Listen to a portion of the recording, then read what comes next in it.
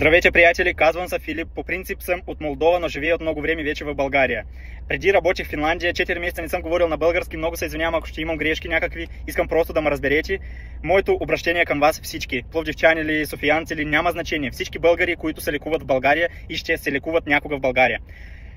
Това става въпрос не само за очите, а по принцип за българската медицина, всичката. Преди половин година, по принцип преди 4 години имах проблем. Бутилка газирана вода, сода се взривява и едно стъкълце голямо пробива окото ми. Направиха ми операция в Бургас, всичко беше наред, минават се 4 години, аз забелязвам намаляване на зрението. Отивам в Пловдив, в първата болница, не че болница, някакъв пункт, където гледат очите. Добре, не ми разширяваха зеницата, нищо не ми гледаха, просто ми видяха окото, казаха нямаш проблем и ми казаха да си купя очила. Наистина съм имал разслояване на ретината, но ми казват да си купувам очила. Ми изписаха някакви очила на 300 лева, ми дадоха капки и ми казаха чао. Добре, минава се време, забелязвам намаляване на зрението, защото усещам, че нещо не е наред и не е проблема в очилата. Не. Отивам в Луксор, най-добрата болница в Пловдив. Накапаха ми, разширяха ми, видяха дъното и разбраха, че имам усвояване на ретината. Оплашиха се, ми казаха, че трябва да отиваш в болницата в София в Зора спешно на операция, защото имаш разслояване. И аз си мисля, защо преди в болниците ми дадоха очила и капки за сумати пари, но не ми казаха, че имам разслояване на ретината. Аз съм имал от 1 година и половина. Съм ходил по болници, но не са ми казвали това нещо. Това нормално ли? Мисля, че не. Добре, отивам в Зора, записаха ме за операция, казаха ми какви парички трябва да дам, разбрахме се, няма проблем. Отивам, лягам на първата операция.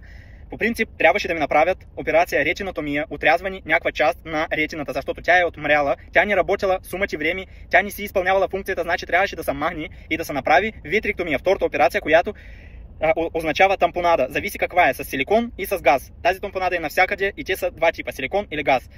Когато е по-лек случай, правят го с газ, когато е по-тежък случай, правят го с силикон. Моят случай беше, както те си мислеха, по-лек, но наистина най-първо, което те направиха неправилна диагноза, те ми сложиха неправилен диагноз. Вместо това да ми изрежат някаква част на ретината и да ми направят ретинотомия и витректомия, след това да ми направят тампонада с силикон, по-силна тампонада, за да ретината, която са останала част от нея, добре да ми се приживее, те ми направиха просто витректомия, тампонада с газ и ме пуснаха. 2 дни бях в болницата, на третия си отидох. Минава се седмица, изпитвам големи болки, боли ме главата, боли ме окото. Налягането в окото ми се дигна много. Много ми се дигна. И аз не мога да разбера за какво става въпрос, какво се случва. Добре. След това отивам в болницата и им казвам, че имам проблеми с окото, дига ми се налягането, не знам какво става. Те ми казват, че имаш разслояване на ретината отново. Не разбирам защо. Те викат, че при такива тежки травми така се случва. Но те ни казват, че те ми са направили неправилна диагноза. Това е най-хубавата болница в България, ми казват, че тук е най-добрите лекари, няма какво да стане. Добре. Аз така, че нямах много пари, нямах избор да гледам други държави и трябваше да гледам България. Съгласи се на втората операция и те ми казаха, че няма да има проблем, ще направим с силикон. Направиха ми същата операция.